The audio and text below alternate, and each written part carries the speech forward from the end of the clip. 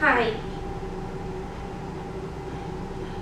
Today I will be trying to persuade you to change your minds about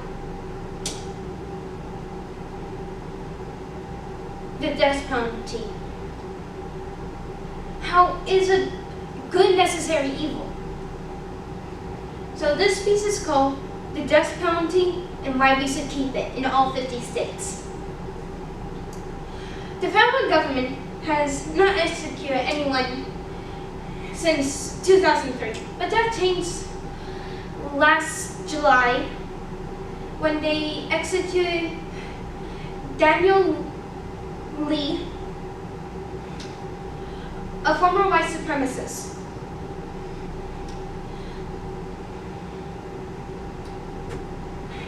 Hi, my name is Caitlin McDonald, and I am a criminal justice major with a fascination in capital punishment. And from my research, I found it to be quite interesting. So today I'll be talking to you about cost of death versus life in prison, how most states have it in their crime books, and how is it deterrence for future crime. Did you know that Daniel Rawlings killed 5 college students, thus making him a serial murderer in 1990 in Gainesville, Florida?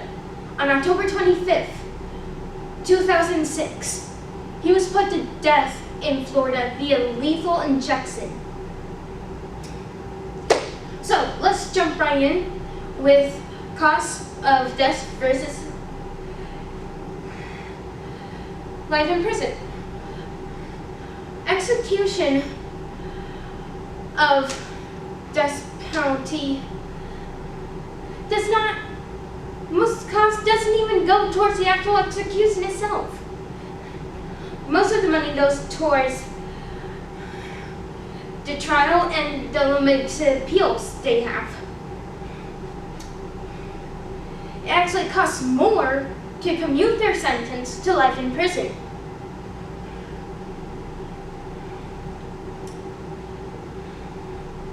And it actually would cost way less to just execute death row inmates instead of commuting their sentences. Concerning expenses on the death penalty, attorney Chris Clem said, executions do not have cost that much. In fact, we could hang them and reuse a rope, no cost. He also said, or we could use firing squads and ask volunteer firing squad members to bring their own guns and ammunition. Again, no cost. So now that I've explained that, let's jump into how most states have crime in their books. Most of the United States still have the death penalty as legal.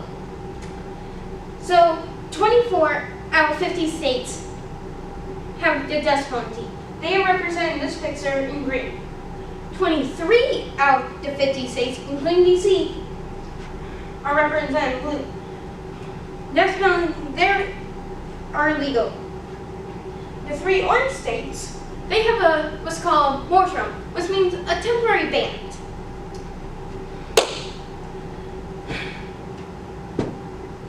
So now that I've explained that,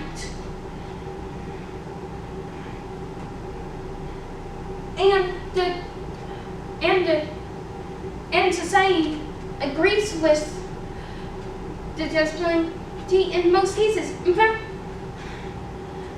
crime is actually written in the 5th and 14th Amendment. Why the article, the death penalty is appropriate, it actually quotes the Constitution saying, a person shall not be deprived of life, liberty, or property without due justice.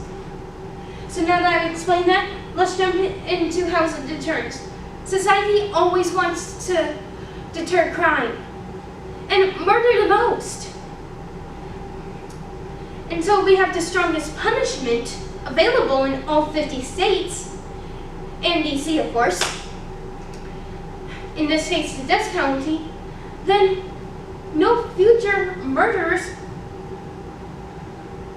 will really do it because, well, who wants to be put to death? In this picture, I have all the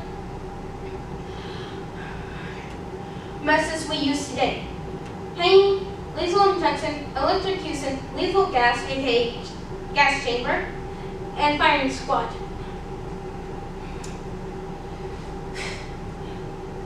So, in conclusion,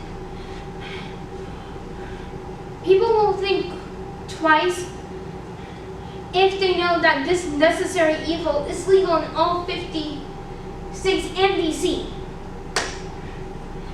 I talked about cost of death versus life,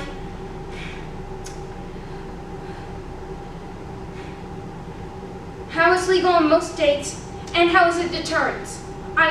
We must act now. I'm calling you to act now. To ask our politicians to change the law so this necessary evil is available in all states and DC. Because without our call, nothing will change. So I hope I've changed your mind about the death penalty. If you want to learn more, there's this great documentary on YouTube called The Final 24 Hours. And thank you for listening.